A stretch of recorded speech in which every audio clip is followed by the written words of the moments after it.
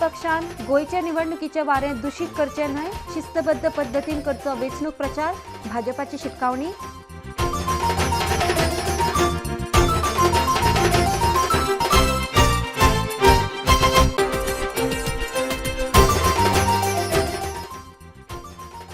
भाजपा हे युटर्न सरकार गोंयाक मुखार व्हरपा बदला भाजपान गोंयाक व्हेला फाटीं, काँग्रेसीचो आरोप.